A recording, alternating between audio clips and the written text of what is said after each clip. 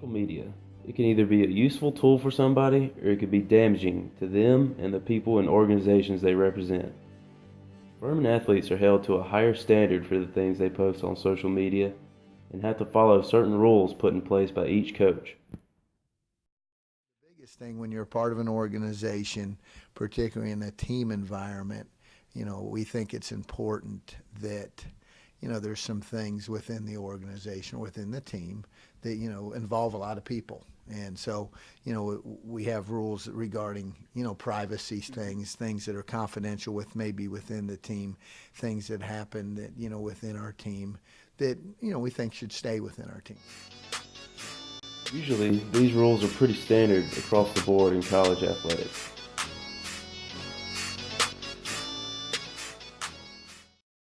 The season starts, we just ask that because you're a representative of Furman University in a bit of a public arena as a football player, that as you use social media, that you use it responsibly in a way that reflects well on, of course, our program and on the university, but also, as you as an individual. So those are the Women's basketball coach Jackie Carson has a similar take on social media and provides specific examples of things her players cannot do on social media.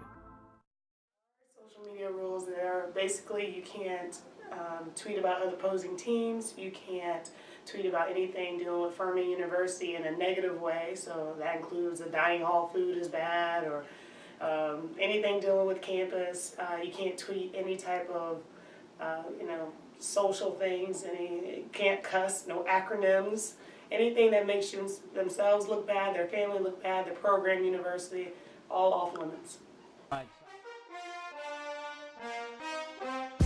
What is the thought process behind these rules? How do they restrict free speech? Thought process, when you have 105 players, 100 players, you got a big group, there has to be some control. You're also representing, like I said, in a bit of a public environment as a football player, as a college athlete. The things that you say that get out there can be representative sometimes of the organization. So there's a little bit of control and a little bit of restriction on how you use it.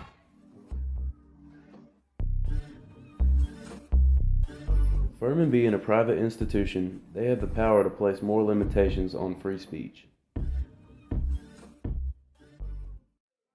They do a little bit limit free speech, but I think part of being a Division I athlete is always representing your university and your team in a positive light. So where in normal circumstances, your girls will be able to say things that their friends are saying on social media that are retweeting or reposting or anything like that, our girls can't have that same freedom. It's just part of the life of being a student athlete. You don't want to say anything that can jeopardize your scholarship. You can jeopardize your team, and winning or losing and can jeopardize how the university or the program is viewed.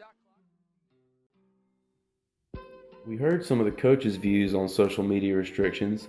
Now let's hear what some of the athletes themselves have to say.